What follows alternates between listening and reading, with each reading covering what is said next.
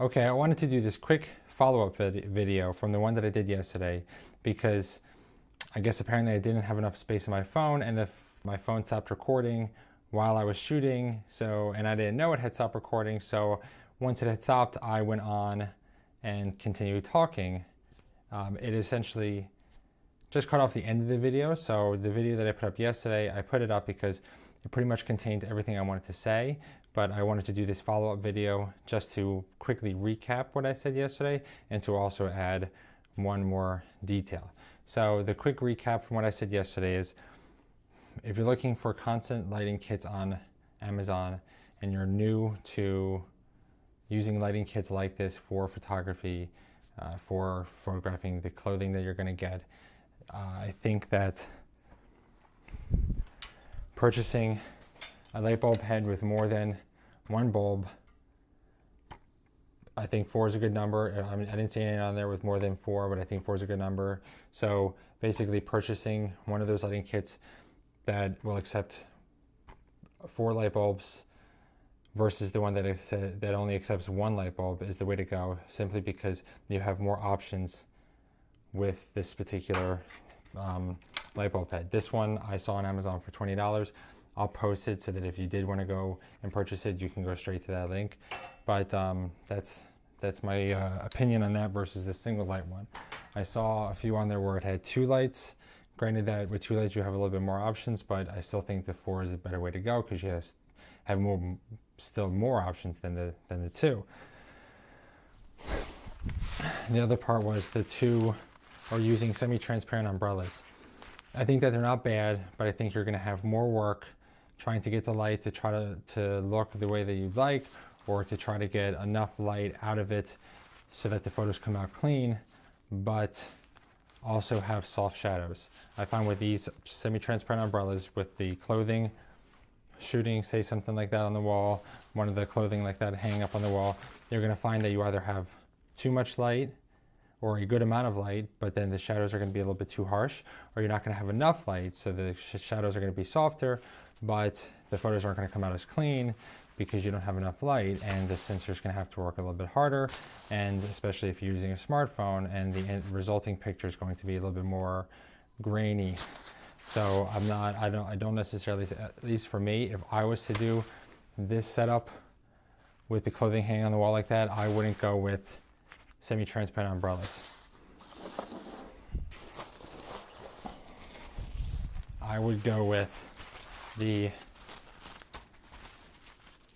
opaque umbrellas where you put the light in here and aim it into the center of the umbrella and have the light bounce back out. It's going to be a soft enough light.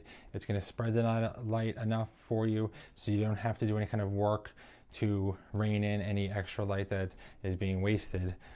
And it's going to be soft enough over the umbrellas. So I think this is close enough to being the best of both worlds for anybody that's new at using off-camera lighting for photography. The only thing to pay attention to is I got these years ago, and it did come with 2 umbrellas. But if you look at the difference between this one and this one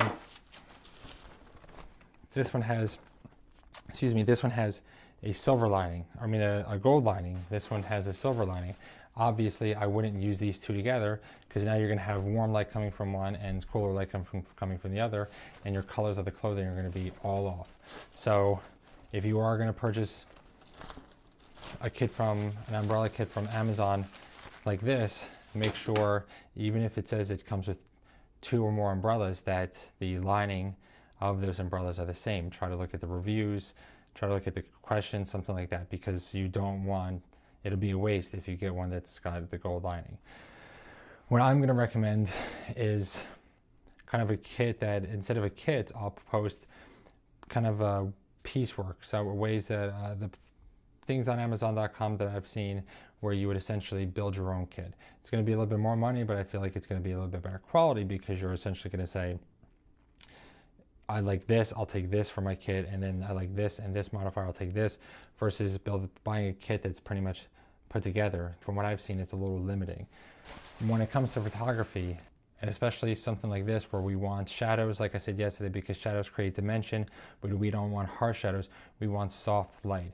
And what makes soft light, the kind of key thing to remember is the softer the light is, soft light is made by the size of the light source in relationship to the subject.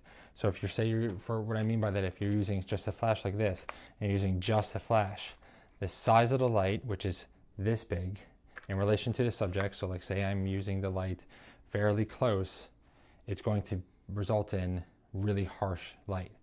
The further I back this away, the softer the light will be because it has to travel less, but it's also still going to be harsh because it's only this big. If I can take this light, the size, and make it bigger, it's going to end up becoming softer. So if I make the light go from this size to now this size, the light that comes out from here is going to produce a softer light than if I'm just using, say, a light that's this size. The reason why I'm bringing this up is because I think this will, like I said, this umbrella is an opaque umbrella where the light won't pass through it. It's going to bounce off and come out as a way to go. This size is okay, but I still thought that the light was a little too harsh for the clothing to make kind of pleasing shadows, so you can see that there is shadows, but I didn't think that they're quite as soft as I personally would like. So when I kind of put together the pieces of a kit that I would recommend if I was to buy everything now, I'm going the ones I found on there, which are pretty much around the same brand name, so they're lower in cost versus the name brand names. But I have the name brand name of something similar to what I'm talking about. So just like I said just a moment ago, if a light that's coming out that's this big would be harsh, and the size of the light in relationship to the subject helps with softness, and it's that big, and you go to something that's, like I said, this big, and the light starts off harsh, goes into this, comes out, and is softer than that, then I'm sure you can imagine that using an umbrella